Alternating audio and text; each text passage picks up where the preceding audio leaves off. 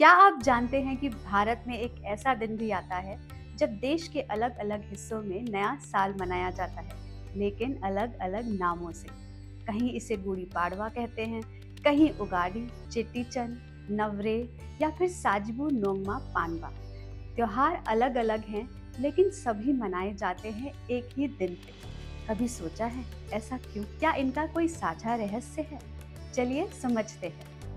हिंदू पंचांग के हिसाब से नए साल की शुरुआत होती है चैत्र महीने की शुक्ल प्रतिपदा से, यानी चैत्र महीने का पहला दिन जो अमावस्या के तुरंत बाद आता है। और इसी दिन को हिंदू नववर्ष की शुरुआत माना जाता है। पौराणिक मान्यताओं के अनुसार इसी दिन ब्रह्मा जी ने सृष्टि की रचना शुरू की थी। साइंटिफिकली देखें तो इस समय सूरज ठीक इक्वेटर के ऊपर से गुजरता है, जिससे वसंत ऋतु की शुरुआत होती है। प्रकृति में बदलाव दिखाई देने लगते हैं। पेड़ पौधों पर नए पत्ते और कलियां आनी शुरू हो जाती हैं, जिससे नई ऊर्जा और ताजगी का एहसास होता है।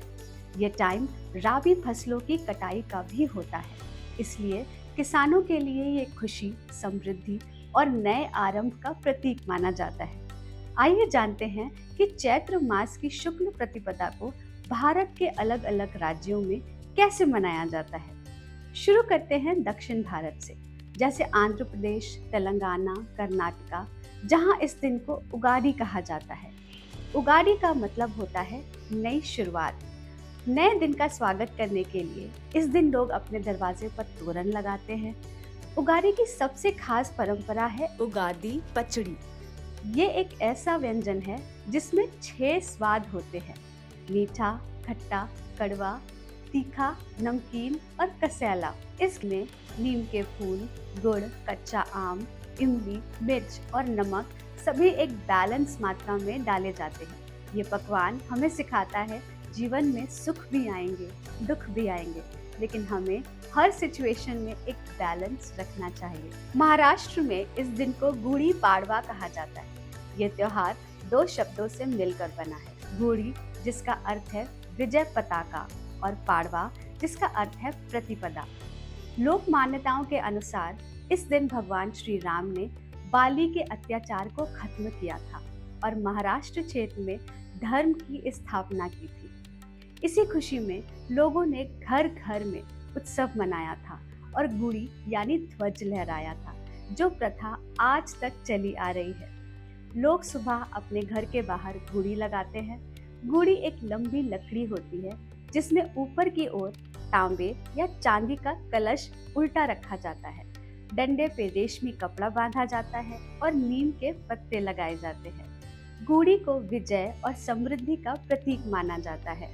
ये उत्सव महाराष्ट्र में राबी की फसल जैसे गेहूं, चना आदि की कटाई का उत्सव भी है। तभी इस दिन चने की दाल से पूरन पोली बनाई जाती है। गोवा, कर्नाटका और महाराष्ट्र की कोंकणी गांव सारस्वत ब्राह्मण कम्युनिटी इसे सांसार पाड़वो करके मनाते हैं। इस दिन घर के द्वार पर गेंदे के फूल और आम की पत्तियों का तोरण लगाया जाता है और साल के पहले फल और सब्जियों का खास भोज बनता है, जिसमें कच्चे काजू की सब्जी, आम अनानास की सब्जी और पायसम खास है।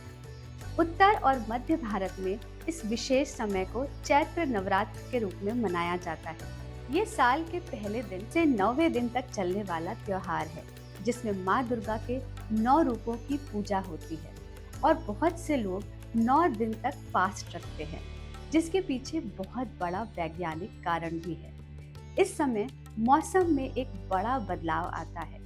सर्दियाँ खत्म और गर्मियाँ शुरू होती हैं और यही वो समय है जब शरीर में इन्फेक्शंस और बीमारियों का खतरा थोड़ा बढ़ जाता है। इसी वजह से इसे शरीर की सफाई और संतुलन का समय भी माना जाता है।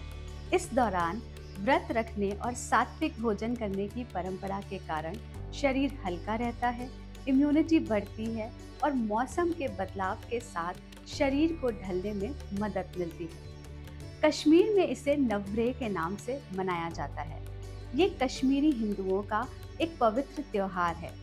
कश्मीरी पंडित इसे शारिका देवी को समर्पित करते हैं। शारिका माता, जिसे शारिका भगवती भी कहा जाता है, श्रीनगर की मुख्य देवी हैं। उन्हें आदि शक्ति माँ दुर्गा का रूप भी माना जाता है, जिनके 18 हाथ हैं। इस दिन एक खास नवरेह थाली भी तैयार की जाती है, जिसमें कई चीजें रखी जाती हैं, जैसे चावल, दही, सिक्के, कलम, किताबें, मिरर इत्यादि। सुबह उठकर सबसे पहले लोग इस थाली को देखते हैं। ये परंपरा ज्ञान, समृद्धि और आत्मचिंतन का प्रतीक है।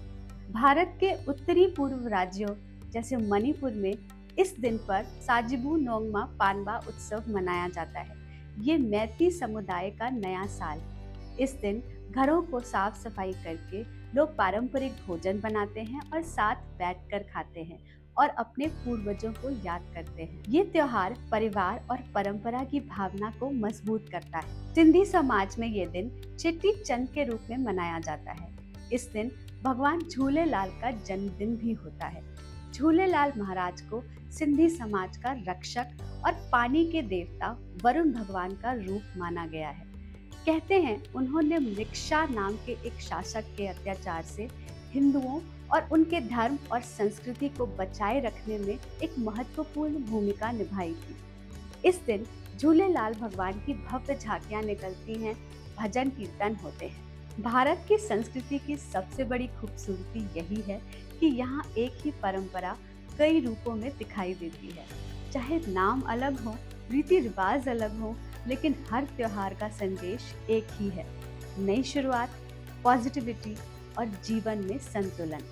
अगर आपको ये जानकारी पसंद आई हो तो वीडियो को लाइक और शेयर ज़रूर करें और सब्सक्राइब करें हमारे चैनल को, जिसका नाम है हमारा सनातन।